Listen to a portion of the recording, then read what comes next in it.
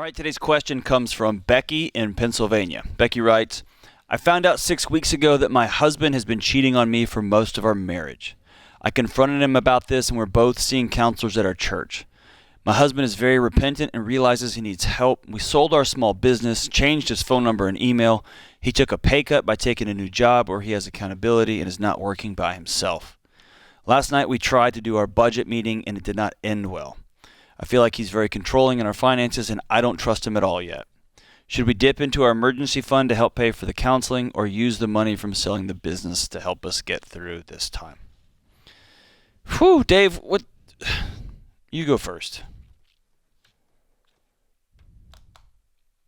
Nope, I'll go first. I feel like this blew up, and they responded to a blow up with another blow up, and they're making a bunch of real quick snap decisions.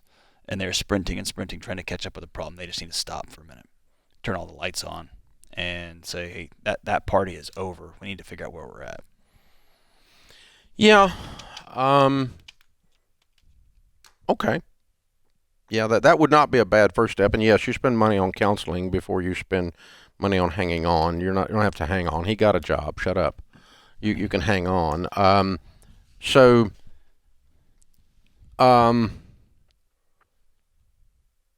What I look for in these things, and sadly, in doing financial coaching one-on-one, trying to do the budget, and you just can't get the budget to work, and you can't get them to work together, and the more you force into it, the more you figure out something is going on that's not showing up here on the paper.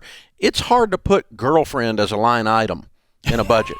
Yes. It really doesn't work well, and when you actually have money going out over here to Secret Life, then your budget's not going to balance. Right. And if you're controlling and you're having a power play on the budget, I'm always suspicious that he's not back to his old tricks. Gotcha. That's why he blew up. Gotcha. Because she was calling him out because the money's not showing up. Where's the money? And girlfriend's not an acceptable line on the budget for most wives. Huh.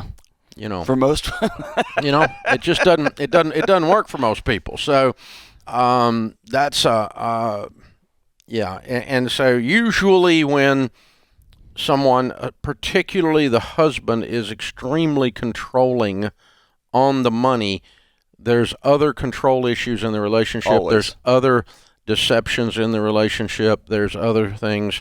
It can be the wife, too. If she's just an overbearing, test pilot for a broom factory, it can be the same thing going on, right? I read that this way, that he got busted. It's a big deal. It all blows up.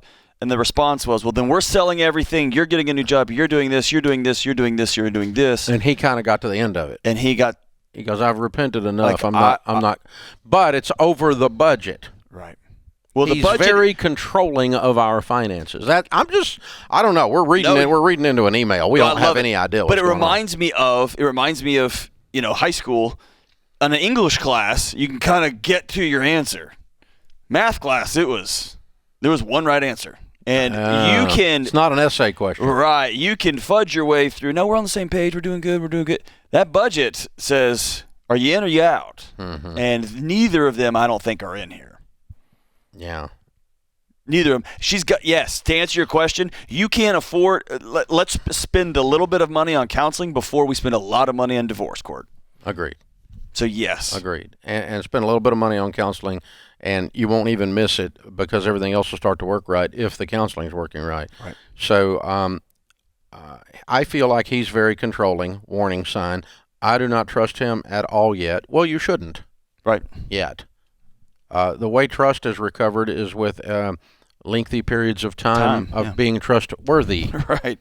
Worthy of trust. Right now, what we have is a lengthy period of time of not being worthy of trust. So and you would be insane. You would be insane to trust him. He hasn't been trustworthy this whole marriage. That's what I mean. Yeah. So why would you suddenly start trusting him? Because he repented and that we went to 2 counseling sessions at the church? Right. No. You wouldn't be a sane human being if you trusted him based on that.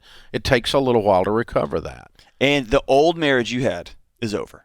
Period. Well, you didn't really have one. Right. You didn't have one. But what you thought was there is over. The way forward is the fantasy you thought you had. Yeah. Not to get back to what you had. You got to recreate something new. You got to reimagine it, re-envision it, rebuild something new. You could do it together and make it strong and beautiful and great and wonderful and all those things. But you got to know we're going this way. We're not going to be able to reclaim what was. So And I'll tell you nothing was this. ever there. I feel like, and I'm old, and I've walked with a whole bunch of friends and other people through this process of divorce and this process of bankruptcy, both. And I tell people in both of those instances, I have never, with the exception of domestic violence, I have never told someone you need to get a divorce. Right. And I've never told someone they need to file bankruptcy. Because I don't want them filing it and go, because Dave Ramsey said that. Yep. No, you need to make, that's a big girl, big boy decision you make on your own, not because somebody told you and made it okay. That's right. And the only thing I will tell you on either one, both are life-changing tragedies. And anyone who minimizes either is full of crap. They're both horrible to go through, bankruptcy, divorce. So that's one of the reasons I don't give people the Dave Ramsey permission to do that. You get to make your own permission. I'll still be your friend if you go through it. I'm not going to be mad at you, but you're not going to do it because I said.